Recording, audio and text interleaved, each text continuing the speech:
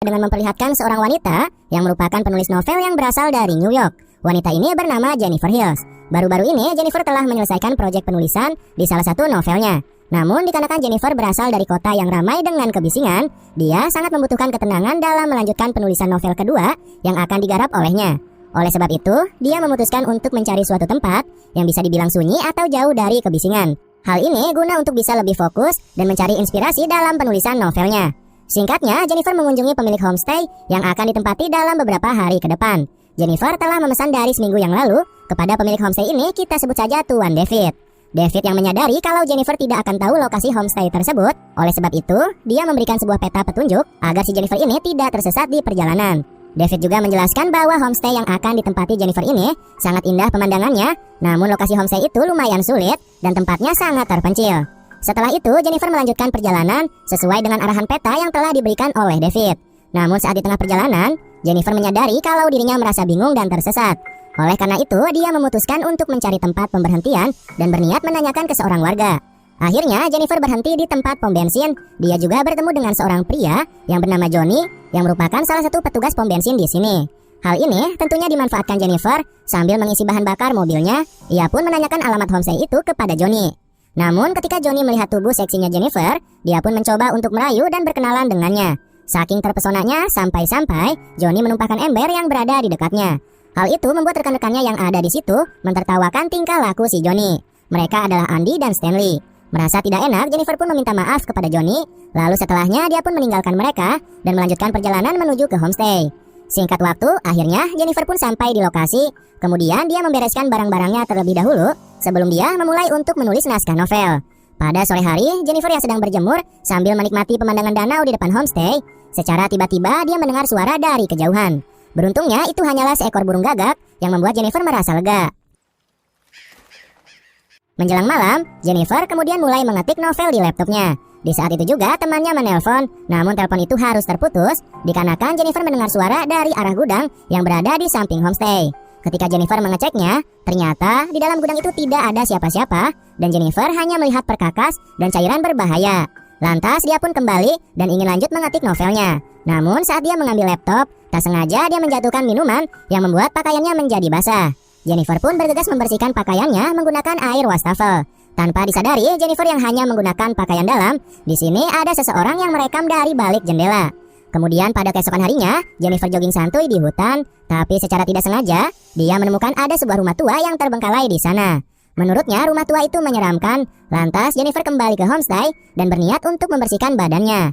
Tapi kemudian, Jennifer dibuat kesal karena air di kamar mandinya terlihat sangat kotor. Tanpa pikir panjang, lantas ia komplain kepada David pemilik homestay ini. Tapi setelah menelpon, sialnya handphone milik Jennifer harus tercebur ke dalam kloset, sampai-sampai dia harus mengeringkannya menggunakan hair dryer. Kemudian, komplainan Jennifer ini seketika direspon dengan cepat. David mengirim seseorang untuk memperbaiki air yang kotor tersebut. Pria itu bernama Matt. Dan akhirnya, Matt berhasil membenarkan air tersebut. Tapi dia bersipu malu ketika Jennifer menciumnya sebagai tanda terima kasih kepada Matt karena telah berhasil membantunya. Kemudian, scene berpindah di dalam hutan. Para pegawai pom bensin terlihat sedang memancing di pinggir sungai. Namun ketika mereka mendapatkan ikan, ikannya malah digeprek menggunakan tongkat baseball sambil direkam oleh Stanley. Pada saat itu juga datanglah Matt yang ikut gabung memancing dengan mereka. Di sini juga kita mendapatkan fakta dari rekaman video Stanley yang menunjukkan bahwa mereka lah yang merekam Jennifer secara diam-diam. Mereka mengetahui bahwa Jennifer ini berasal dari New York, yang dimana para remaja di sana rata-rata pergaulannya sangat bebas. Hal itu akan dimanfaatkan oleh mereka untuk mencoba menggodai Jennifer. Ditambah juga Matt mengatakan bahwa dirinya telah mendapatkan ciuman dari Jennifer. Tentunya mereka tidak percaya atas perkataan Matt, yang dimana Matt ini merupakan orang yang culun bisa mendapatkan ciuman secara cuma-cuma dari Jennifer. Jika Matt yang berhasil mendapatkan ciuman itu, Johnny yang merasa tidak mau kalah dari Matt, dia pun bersikeras untuk mendapatkan hati Jennifer tersebut. Pada malam hari kita akan diperlihatkan Jennifer yang sedang mengetik novel di laptopnya. Lagi dan lagi Jennifer mendengar suara seperti ada seseorang di luar halaman. Namun ketika dia mengeceknya, tapi lagi-lagi dia tidak menemukan siapapun di sana. Lantas, Jennifer bergegas masuk ke dalam. Dan di sini Jennifer dibuat terkejut melihat layar laptop yang sudah berubah menampilkan beberapa pria. Dan benar saja, pria di dalam laptop itu sudah ada di dalam homestay. Ya, mereka berempat, siapa lagi kalau bukan Matt dan para pegawai pom bensin. Disinilah mereka mulai mengganggu Jennifer dan memintanya untuk melakukan apa saja yang mereka suruh. Jennifer pun menolak dan mengatakan bahwa dia tidak segan untuk melaporkan ke pihak berwajib. Namun, kelompok itu yang dipimpin oleh Johnny, mereka pun sama sekali tidak takut atas ancaman Jennifer.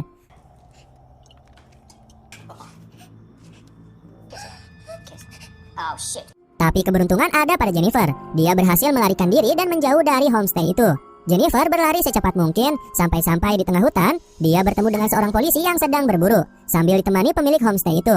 Dengan ketakutan, Jennifer menceritakan semua kejadian yang telah menimpa dirinya di homestay tersebut. Polisi itu yang mendapatkan laporan ini, tentunya dia berencana untuk mengecek ke lokasi. Tapi polisi itu meminta David agar pulang saja dan dia akan mengeceknya hanya berdua saja bersama Jennifer. Singkat cerita, ketika sampai di homestay, polisi itu tidak menemukan keberadaan siapapun di sana. Namun, dia hanya menemukan beberapa botol minuman dan mencurigai Jennifer kalau apa yang diceritakan Jennifer ini hanya halusinasi saja, dan dia menganggap Jennifer kebanyakan menenggak minuman beralkohol. Atas tuduhan palsu atau cerita hoax Jennifer itu, dia pun diminta untuk berbalik badan. Namun siapa sangka, di sini ternyata polisi ini adalah bagian dari kelompok mereka. Di sini pun Jennifer mulai diperlakukan hal yang tidak wajar, mulai dilecehkan, ditodongkan pistol, bahkan lebih biadabnya lagi, Johnny memaksa Jennifer untuk membuka seluruh pakaiannya.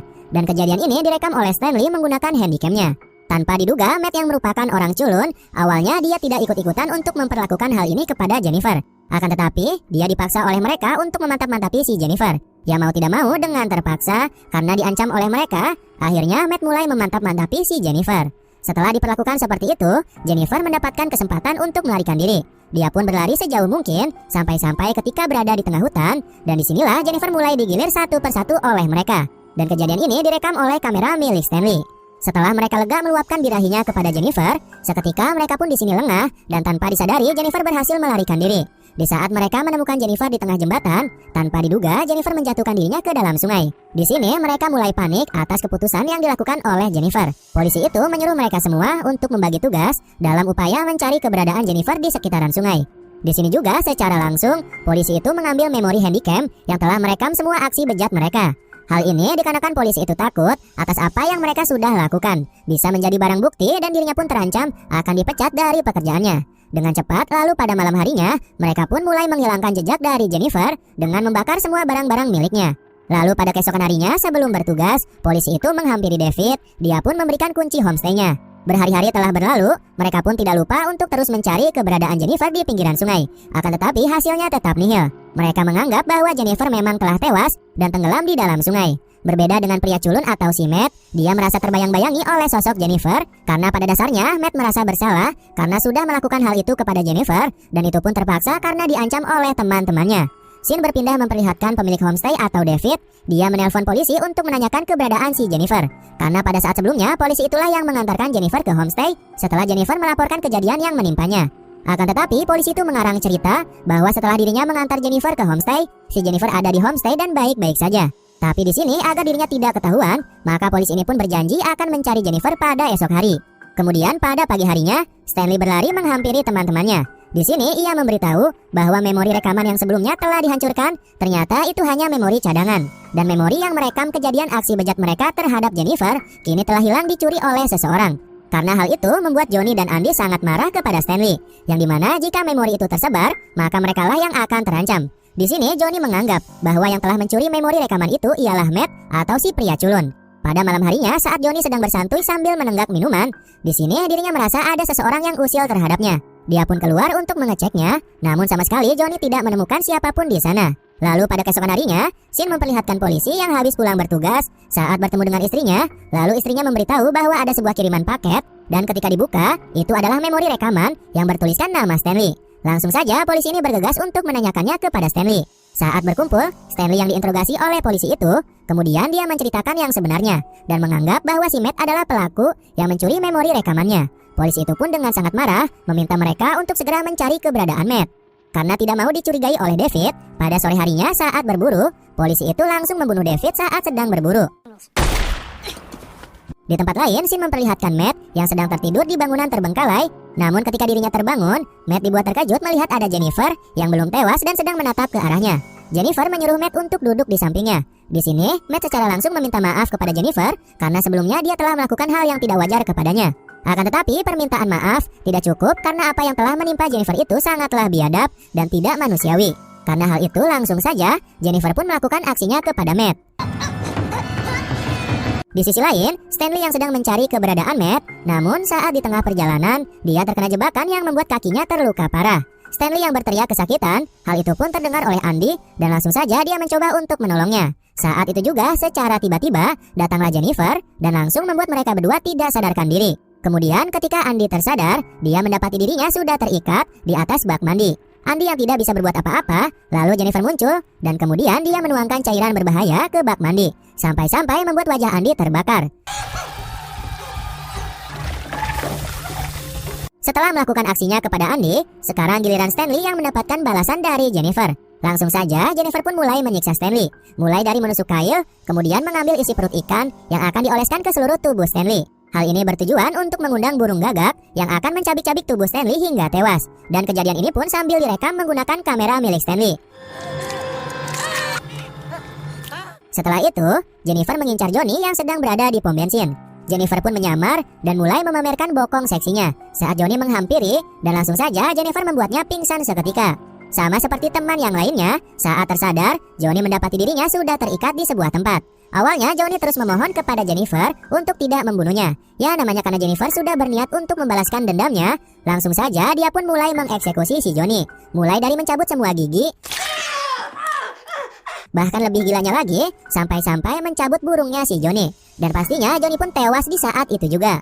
Kemudian pada keesokan harinya, Jennifer mengunjungi rumah dari polisi sebelumnya. Di sini Jennifer menyamar sebagai guru privat untuk mengajar anak dari polisi itu. Ketika Jennifer menelponnya, polisi itu pun dibuat terkejut, ternyata Jennifer masih hidup. Karena merasa keluarganya terancam, dengan segera polisi itu pun pulang ke rumahnya. Akan tetapi sesampainya di rumah, istrinya memberitahu bahwa anaknya telah dibawa pergi oleh Jennifer. Kemudian dengan segera dia pun langsung mencari keberadaan anaknya. Suatu ketika saat sedang di taman, polisi itu sama sekali tidak dapat menemukan anaknya. Saat ingin kembali ke dalam mobil dan tiba-tiba, kemudian saat tersadar, polisi itu mendapati dirinya sudah terikat di sebuah tempat. Di situ juga ada Matt yang sedang tidak sadarkan diri. Di sini Jennifer merencanakan pembalasan dendam yang sangat epik, yang dimana di tempat itu ada shotgun yang mengarahkan ke boolnya polisi. Namun Jennifer menghubungkan pelatuk shotgun ke tangannya Matt. Hal ini bertujuan ketika Matt tersadar, lalu dia bergerak, maka shotgun itu akan menembak ke arah mereka berdua. Di sisi lain, setelah Jennifer merancang itu semua, di sini dia menunggu detik-detik kematian Matt dan polisi di pinggir sungai. Dan tiba-tiba Matt tersadar. Lalu di akhir film Jennifer tersenyum setelah mendengar suara tembakan. Dan akhirnya film